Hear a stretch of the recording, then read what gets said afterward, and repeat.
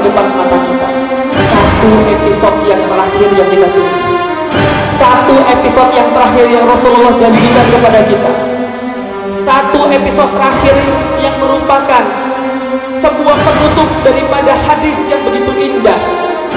Akan kembali lagi khilafah berdasarkan atas manhaj kenabian. Tatkala ini diucapkan Rasulullah, yang terjadi adalah baru satu episode. Takunu nubuwatu fikum, akan datang masa kenabian. Para sahabat melihat Nabi, para sahabat bersama Nabi di masa kita. Episode ini tinggal yang terakhir.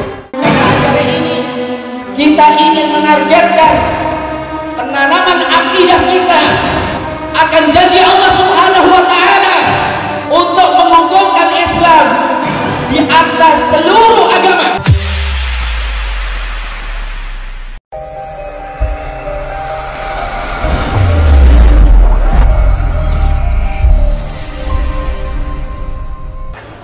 Bismillahirrahmanirrahim. Assalamualaikum warahmatullahi wabarakatuh. Waalaikumsalam warahmatullahi wabarakatuh. Alhamdulillah, puji dan syukur senantiasa kita panjatkan kepada Allah Subhanahu wa taala, yang karenanya lah kita hidup, karenanya lah kita beriman, karenanya lah kita mendapatkan manisnya iman, karenanya lah kita mendapatkan kesempatan untuk menjadi orang yang muslim, dan karenanya pula kita mendapatkan kesempatan untuk meraih surga yang telah dijanjikan olehnya. Dialah Allah, tiada Tuhan selain Dia. Kepadanya lah kita senantiasa menyembah, kepadanya lah kita senantiasa memohon ampunan demi ampunan atas dosa kita yang tidak pernah terbatas.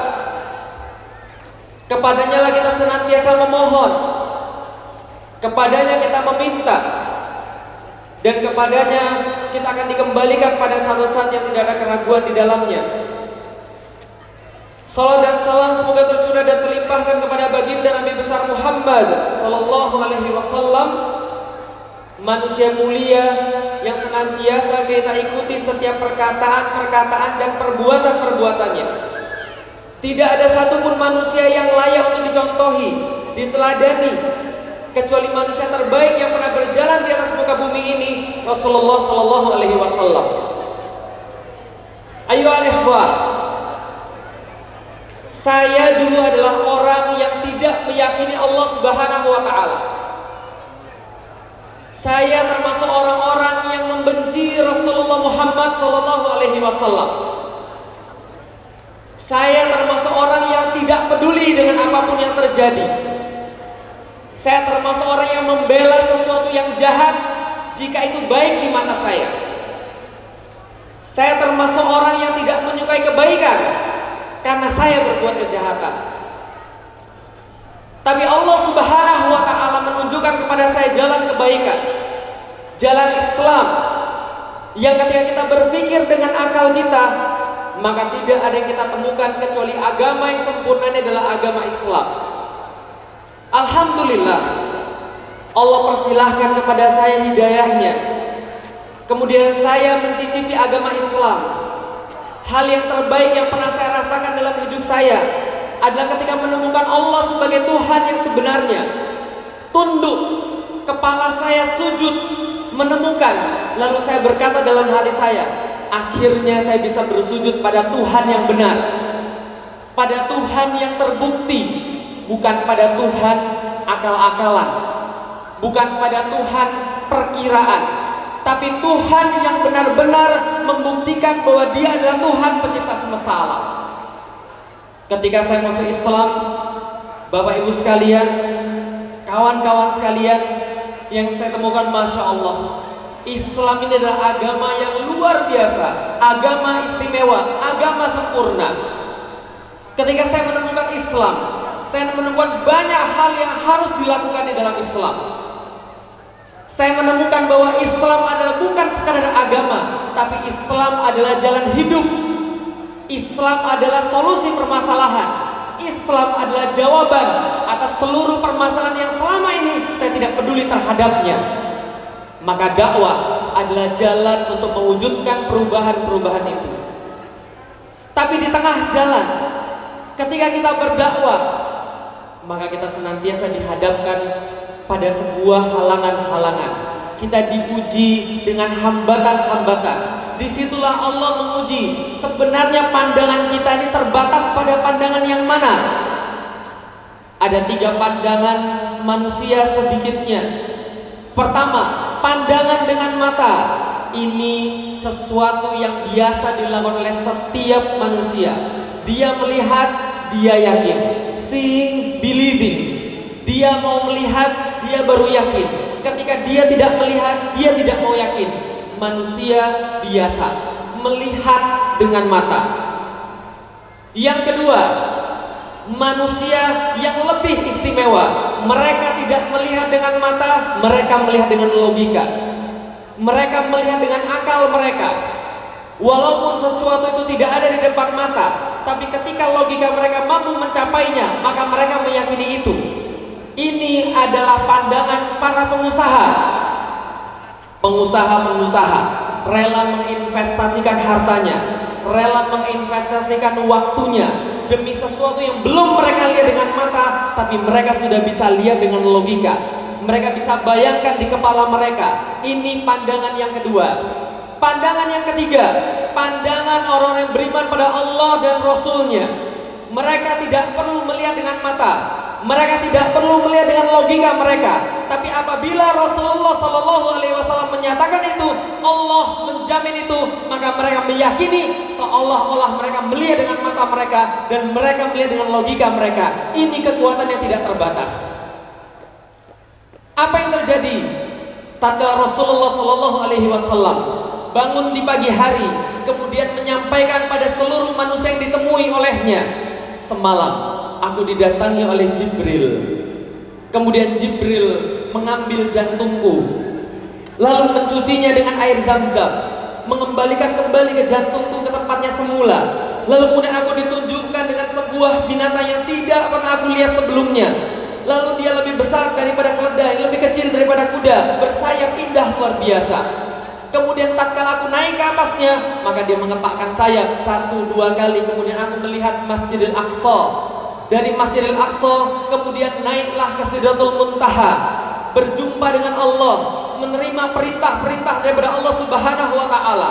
Lalu kemudian di malam yang sama beliau kembali ke Masjidil Haram, dan pada saat itu apa yang terjadi? Seluruh orang-orang Arab yang mendengar cerita beliau yang tidak beriman semua mengatakan Muhammad gila. Karena yang mereka lihat adalah dengan mata, yang mereka lihat dengan logika. Mana mungkin khayal, bohong. Muhammad gila. Jarak 1233 km dari Masjidil Aqsa kepada Masjidil Haram. Masjidil Haram, Masjidil Aqsa, kembali lagi ke Masjidil Haram, 2466 km. Mustahil bisa ditempuh dalam waktu 1 malam. Ini tidak mungkin. Tapi apa yang terjadi? Tatkala berita ini disebarkan, banyak orang kembali murtad karena mereka meyakini propaganda daripada orang-orang Quraisy yang waktu itu masih jahil. Tatkala disebarkan kembali, lebih banyak lagi orang yang meragukan bahwa Muhammad adalah Rasulullah karena berita ini benar-benar mengguncang. Tapi tatkala ini disampaikan pada Abu Bakar As-Siddiq, maka beliau katakan kepada yang menceritakan kepada beliau, cuma segitu saja ceritanya, cuma begitu saja ceritanya. Maka orang tersebut kaget, maksudnya seperti apa? Maka Abu Bakar mengajarkan kepada kita sebuah kredo keimanan, sebuah prinsip keimanan yang harus kita jaga dalam diri kita. Maka Abu Bakar As-Siddiq berkata, kalau ini datangnya daripada Rasulullah SAW, maka aku percaya. Ini perbedaan antara orang mencari ilmu dengan orang yang beriman. Ketika kita mencari ilmu, jangan lihat siapa yang berbicara, lihat apa yang dibicarakan. Bila pembicaraan itu adalah pembicaraan yang betul, maka kita mempercayainya, maka kita meyakininya. Tapi dalam perkara iman, kita tidak pernah melihat apa yang dibicarakan. Yang kita lihat adalah siapa yang berbicara. Ketika yang berbicara adalah Allah, yang berbicara adalah Rasul, maka itu adalah sebuah kepastian, maka itu adalah sebuah keniscayaan. Ketika saya masuk Islam, Saya kemudian bergabung dalam jamaah dakwah. Keinginan saya satu, keyakinan saya satu, Islam pasti akan bangkit, Islam pasti akan berjaya kembali. Karena demikianlah bisyarah daripada Rasulullah Sallallahu Alaihi Wasallam. Tatkala itu ayah saya datang, lalu kemudian berkata, "Lik, kamu ini ngapain sih, Lik? Kamu ini ngapain sih masuk Islam? Kamu nggak lihat itu orang-orang Islam berantem sendiri? Kamu nggak lihat itu orang-orang Islam kalau janji nggak ditepati? Kamu nggak lihat itu orang-orang Islam joroknya minta ampun? Itu kamu nggak lihat orang yang Islam itu loh kayak apa?" Saya katakan, "Pi, yang papi lihat itu bukan Islam. Yang papi lihat itu adalah Muslim. Islam satu, Muslim yang lain. Mereka terpisah sama sekali sekarang." Lalu bapak saya bertanya, "Lalu kamu bilang yang sekarang di orang-orang Islam itu, Muslim-Muslim itu, ulama-ulamanya yang bahkan tidak mau membela Islam itu, ulama-ulamanya yang bahkan mengatakan bahwa orang-orang yang non-Muslim boleh memimpin orang Muslim, yang orang kafir lebih baik dan lebih jujur daripada orang Muslim itu, mereka nggak ngerti Islam sama sekali." Saya katakan, saya nggak ngerti mereka ngerti Islam atau tidak. Saya bahkan juga nggak tahu pemahaman Islam sampai di mana. Tapi yang saya ketahui adalah Islam tidak pernah seperti itu. Lalu bapak saya bilang, "Lalu kamu merasa kamu dan teman-temanmu ini sudah hebat di dalam Islam. Berapa persen sih emang orang-orang yang ngerti Islam, yang menurut kamu orang Muslim yang ngerti Islam?" Saya sampaikan, orang Muslim yang ngerti Islam tidak pernah akan lebih banyak daripada orang-orang yang abai tentang Islam. Karena Allah menjanjikan di dalam Al-Quran, orang-orang yang berjuang di jalan Allah, orang-orang istiqomah, jumlahnya sedikit, jumlahnya tidak banyak. Mereka jumlahnya sedikit, karena itulah yang memasuki surga Allah jumlahnya sedikit. Takbir. Maka kemudian ayah saya bertanya, "Lalu kamu ini mau ngapain?"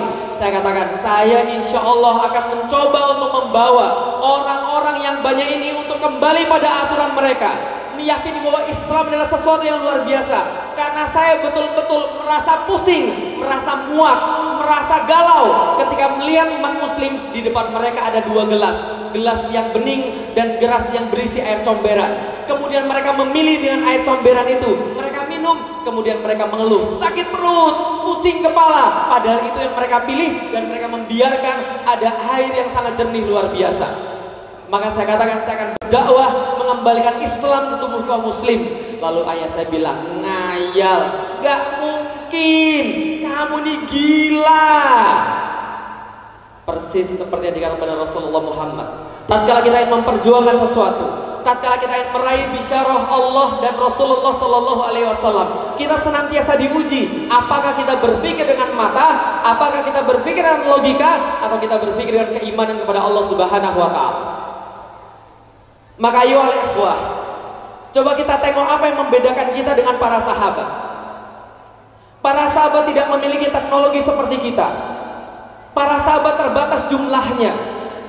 Para sahabat tidak memiliki apa yang kita miliki berupa kemudahan-kemudahan. Tapi para sahabat senantiasa ditolong oleh Allah Subhanahu Wa Taala. Apa yang mereka miliki yang tidak kita miliki? Yang mereka miliki adalah mereka tidak hanya melihat dengan mata dan logika, tapi mereka melihat dengan keimanan mereka. Ini yang kita tidak ada. Sekarang kita, apapun harus kita buktikan dengan mata, apapun harus kita buktikan dengan logika. Lalu di mana keimanan kita pada Allah Subhanahu Wa Taala? Lalu apa yang membedakan kita dengan orang-orang Yahudi? Tatkala mereka disuruh oleh Rasulullah, "Berimanlah kalian kepada Allah." Jawaban mereka, "Tunjukkan kami di mana Allah." "Bersegeralah kalian pada surga." Mereka katakan, "Tunjukkan dulu kami di mana surganya." Mereka melihat baru percaya. Bedanya orang-orang muslim dengan orang-orang kafir adalah orang kafir melihat dulu baru percaya. Kita percaya, kita akan lihat. Itu bedanya. Percaya surga, yakin, insya Allah kita akan lihat. Beda kita dengan mereka. Mereka perlu melihat baru percaya. Kita percaya baru kita akan lihat. Beda kita dengan mereka. Mereka takut mati karena mereka merasa bahwa mati adalah sesuatu yang memisahkan antara mereka dan yang mereka cintai. Keluarga mereka, harta mereka, mobil-mobil mereka, perniagaan mereka, anak-anak mereka. Sedang kita, mati bagi kita adalah penghubung dengan sesuatu yang sangat kita rindukan. Janji Allah Subhanahu Wa Taala. kerinduan kita pada Rasulullah Sallallahu Alaihi Wasallam. Maka ini yang membedakan antara kita dan mereka. Tatkala Sumayyah disiksa oleh orang-orang Quraisy, dipaksa untuk kembali pada agama lamanya, sementara anaknya Amr bin Yasir diikat, kemudian menyaksikan dua orang tuanya dibunuh di depan mata dia. Yasir ayahnya dibunuh terlebih dahulu, lalu kemudian Sumayyah disiksa. Tatkala disiksa, diminta mengakui adanya Tuhan selain Allah, maka dia meludahi yang menyiksanya. Kemudian marahlah, lalu kemudian mengambil tongkat, menusukkan dari kemaluan Sumayyah sampai tembus kepada lehernya. Tatkala itu terjadi, ya ayyuhal ikhwah, maka Sumayyah berteriak lewat Rasulullah Sallallahu Alaihi Wasallam, lalu menjanjikan pada Sumayyah, sabron ala Yasir, sabarlah wahai keluarga Yasir, fa inna mau'idukumul jannah, sesungguhnya Allah sudah menjanjikan surga bagi kalian. Apa jawab Sumayyah? Apa jawab Sumayyah? Sumayyah menjawab pada Rasulullah, ya Rasulullah, surganya sudah di depan mata saya. Apakah dia melihat surga? Dia tidak melihat surga karena matanya sama seperti kita. Akan tetapi ayo ikhwah, Sumayyah benar-benar meyakini perkataan Rasulullah. Karena bagi dia perkataan Rasulullah Sallallahu Alaihi Wasallam jauh lebih nyata daripada kenyataan di depan mata. Sakit hilang, panas hilang, ragu hilang, karena ucapan Rasulullah Sallallahu Alaihi Wasallam lebih berarti daripada semua itu. Tapi apa yang terjadi sekarang? Tatkala kita menyampaikan pada seluruh umat bahwa perkataan Rasulullah pasti terjadi, apa yang mereka katakan kepada kita? Itu kan zaman dulu, mustahil, gila kamu, mau balik lagi ke zaman onta. Padahal itu adalah perkataan Rasulullah Sallallahu Alaihi Wasallam. Lalu bagaimana dengan Muhammad Al-Fatih? Mendengarkan bahwa Rasulullah mengucapkan la tuftahanal Konstantiniyah fala ni'mal amiru amiruha fala ni'mal jaishu dzalikal jaish, akan ditaklukkan kota Konstantinopel, sebaik-baik panglima adalah dia, sebaik-baik pasukan adalah dia. Dan itu janji diucapkan Rasulullah jauh sebelum dia lahir, di saat Konstantinopel masih menjadi negara terkuat dan kota terkuat di dunia. Maka tatkala itu Rasulullah mengucapkan, Yahudi tertawa terbahak-bahak karena mereka mengira Rasulullah gila, Rasulullah majnun. Tapi Muhammad Al-Fatih termasuk golongan orang yang meyakini, mewariskan keyakinannya pada orang-orang di bawahnya, lalu kemudian membentuk dirinya menjadi pribadi yang terbaik, pemimpin yang terbaik. 825 tahun 825 tahun setelah Rasulullah mengucapkan janji itu dari lisannya yang mulia, maka Muhammad Al-Fatih masuk ke gerbang Konstantinopel dengan bendera la ilaha illallah Muhammad Rasulullah mengelilingi dia di sebelah kiri dan kanannya. Kemudian dia berkata, Rasul kami tidak pernah bohong. Takbir. 825 tahun 825 tahun tidak berhenti percaya, 825 tahun terus meyakini bahwa Rasul tidak mungkin bohong. 825 tahun umat ini terus membangun kekuatan mengejar janji Rasulullah yang satu.